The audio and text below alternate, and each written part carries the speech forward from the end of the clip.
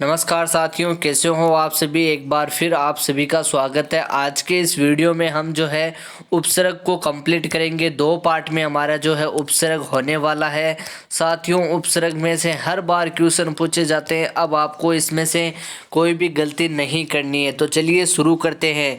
देखिए साथियों, जो उपसर्ग की परिभाषा है वो मैं आपको एक बार बता देता हूँ। कईयों को पता नहीं है तो लिख लेना, नोट कर लेना, अपने साथ में नोटबुक ज़रूर रखना कि वे शब्दांश जो किसी शब्द के प्रारंभ में जुड़कर उसके अर्थ को परिवर्तित कर देते हैं उपसर्ग कहलाते हैं। मतलब यहाँ पर ये है सीधा सा अगर समझे तो कि वे शब्दांश, ठीक है साथियों, वे शब्दांश जो किसी शब्द के प्रारंभ में, जो किसी अंत में नहीं साथियों, प्रारंभ में, अंत में तो किसके जुड़ता है, प्रत्येक के प्रारंभ में जुड़ता है और उसके जो है अर्थ को परिवर्तित कर देता है, उसी को क्या कहते हैं साथियों, उपसर्ग कहते हैं। ठीक है, समझ में आ गया। एक बार फिर से दोहरा देता हूँ अगर आपके समझ में नहीं आया है तो। वे शब्दांश जो किसी शब्द के प्रारंभ में जुड़कर उसके अर्थ को क्या कर देते हैं, परिवर्तित कर देते हैं। अर्थ को क्या कर देते हैं, परिवर्तित कर देते हैं, उसी को क्या कहते हैं, उपसर्ग कहते हैं। साथियों, जैसे कि आपको मैं एग्जाम्पल बता देता हूँ। जैसे कि हार जो है, ठीक है, हार का जो है यहाँ पर मैं बताने जा रहा हूँ। ठीक है, हार का जैसे हो गया पराजय।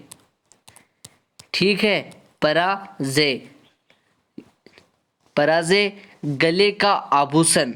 ठीक है, गले का आभूषण। अब देखिए हार का मतलब क्या है, हार का मतलब है पराजय, लेकिन हार का मतलब गले का आभूषण भी तो होता है। समझना साथियों, बहुत ही इंपॉर्टेंट चीज़ है ये। हार का मतलब हो गया पराजय और हार का मतलब होता है गले का आभूषण। जब हार शब्द अलग अलग उपसर्ग जो है प्रयोग किए जाते हैं तो अर्थ में भी अलग अलग बोध होता है। देखिए यहाँ पर जो है हार का, यहाँ पर जो है हार का अर्थ है साथियों पराजय और यहीं पर हार का अर्थ है गले का आभूषण। यानी समझने की बात ये है साथियों, जब हार शब्द के साथ में अलग अलग उपसर्ग का प्रयोग किया जाता है तो वहाँ पर अर्थ भी उनका अलग अलग निकलता है। जैसे कि साथियों यहाँ पर मैं आपको बताऊंगा।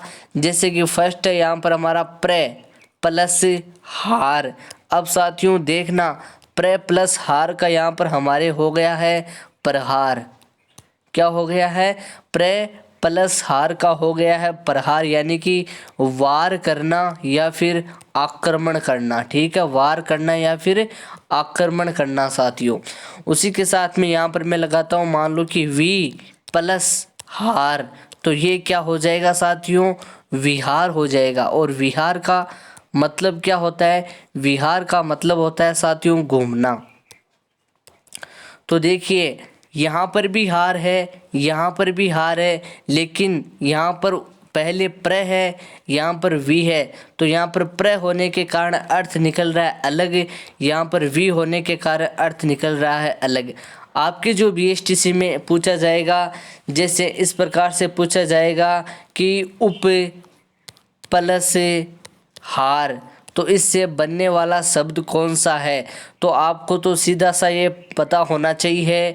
इसका मतलब होता है उप प्लस हार, उपहार। और उपहार का अगर हिंदी में पूछे कि उपहार का मतलब क्या होता है तो जिसे आप बोल सकते हो भेंट या फिर नजराना। ठीक है साथियों, याद हुआ या फिर नहीं हुआ। नेक्स्ट यहाँ पर मैं साथियों आपको देखिए कुछ शब्द बता देता हूँ जो कि आपके लिए काफ़ी इम्पोर्टेंट होने वाले हैं। इसी प्रकार साथियों धान जो शब्द है ना वो देखना आप। साथियों धान जो है, धान शब्द का अर्थ जो होता है अन्न या चावल। क्या होता है साथियों, या तो अन्न हो गया या चावल हो गया। अब ये धान शब्द का अर्थ अन्न है और कई चावल है, ठीक है। लेकिन साथियों जब जो है धान शब्द के साथ अलग अलग उपसर्गों का प्रयोग करते हैं तो अर्थ भी अलग अलग निकलता है। जैसे कि साथियों मैं आपको बताता हूँ किस प्रकार से अलग अलग निकलता है। धान का मतलब होता है अन्न और चावल, लेकिन यहाँ पर मैं फर्स्ट रखूँगा, सेकंड रखूँगा और थर्ड रखूँगा। तीन देखिए मैं आपके सामने एग्जाम्पल लेकर आ रहा हूँ। जहाँ पर धान शब्द तो रहेगा कोमल, ठीक है। यहाँ पर भी धान लिख देता हूँ, यहाँ पर भी धान लिख देता हूँ और यहाँ पर भी धान हो गया, ठीक है।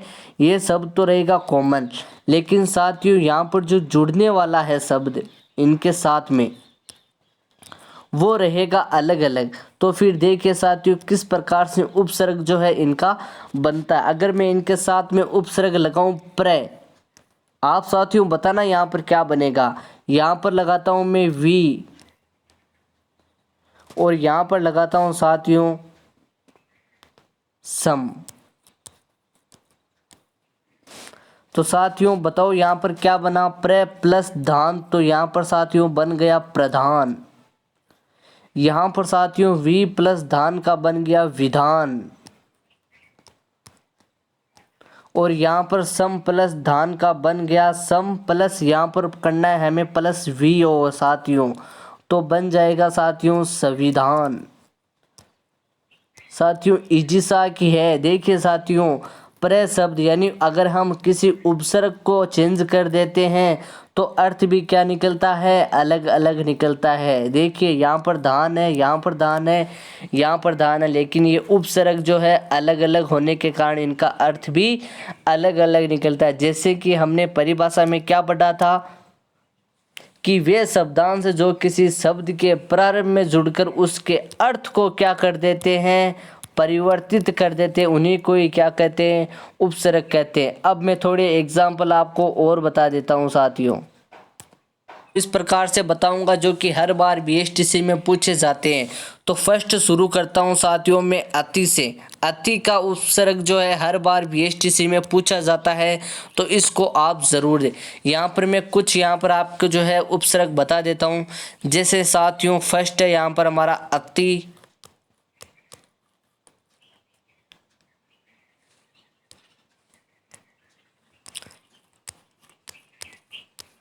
अति प्लस अंत। साथियों अति प्लस अंत जो है वो पूछा गया है बीएचसी में, तो इस प्रकार हो जाता है अत्यंत। साथियों क्या हो जाता है, अत्यंत हो जाता है। और ये उपसर्ग साथियों पूछा गया था, अपने नोटबुक में ज़रूर नोट कर लेना। और इस बार भी जो है आपको काफ़ी चांस है कि ये पूछा जाएगा। देखिए साथियों अति और अंत, ठीक है। यहाँ पर था हमारा ई और यहाँ पर साथियों था ए, और ई और ए मिलकर क्या बना दिया साथियों, ये बना दिया, ठीक है। तो क्या बन गया साथियों, अत्यंत बन गया, ठीक है। क्या बन गया, अत्यंत बन गया। उसी प्रकार से साथियों जैसे अति प्लस आवश्यक, तो साथियों अति प्लस आवश्यक का क्या बन गया बताओ, अति प्लस आवश्यक का क्या बन गया, अत्यावश्यक। क्या बन गया साथियों, अत्यावश्यक। अत्यावश्यक किस प्रकार से बना है साथियों, यहाँ पर क्या है, यहाँ पर है ई और यहाँ पर क्या है आ, तो ई आ का क्या बन गया साथियों, या, तो क्या हो गया, अत्यावश्यक हो गया। उसी प्रकार से साथियों एक जो कि बहुत इम्पोर्टेंट है अत्यंत की तरह ही, अति प्लस अल्प। साथियों अति प्लस अल्प, तो साथियों इसका बनेगा अत्यल्प। क्या बनेगा साथियों, इसका बनेगा अत्यल्प, जो कि आपके बीएसटीसी के लिए काफ़ी इम्पोर्टेंट है। इसको भी आप जो है ज़रूर याद रखिए। नेक्स्ट है साथियों अनु। अनु का भी बीएसटीसी में हर बार जो है पूछा जाता है। साथियों अनु जो होता है इसका अर्थ होता है पीछे। अनु जो शब्द होता है इसका अर्थ क्या होता है साथियों, पीछे होता है। अब जैसे अनु प्लस गमन, अब साथियों अनु प्लस गमन का यहाँ पर हो गया अनुगमन, तो यहाँ पर परिवर्तित स्टूडेंट कुछ भी नहीं होता है, ठीक है। अनु प्लस गमन का क्या हो जाएगा, अनुगमन हो जाएगा। अनु प्लस मान का अनुमान हो जाएगा। अनु प्लस अंग का अनुवंगी। ये इम्पोर्टेंट है साथियों, देखना एक बार। अनु प्लस अंग साथियों, अनु प्लस अंग, तो अनु प्लस अंग का साथियों यहाँ पर बनेगा अनुवंगी। ये भी आपके बीएसटीसी के लिए काफ़ी इम्पोर्टेंट है साथियों, इसे नोट कर लेना।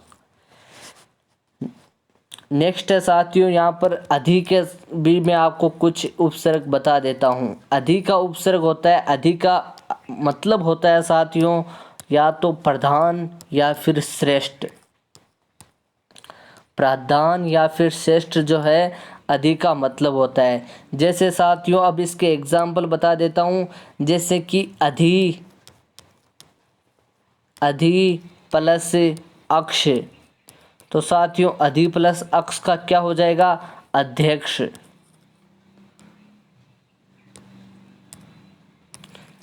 अधि प्लस अक्ष का क्या हो जाएगा, अध्यक्ष हो जाएगा साथियों, क्या हो जाएगा, अध्यक्ष हो जाएगा। उसी प्रकार से अधि प्लस अयन का क्या हो जाएगा, अध्ययन हो जाएगा। अधि प्लस आय का अध्याय हो जाएगा। और एक साथियों अधि प्लस इष्ठता, इसका क्या होगा साथियों बताओ, तो इसका होगा साथियों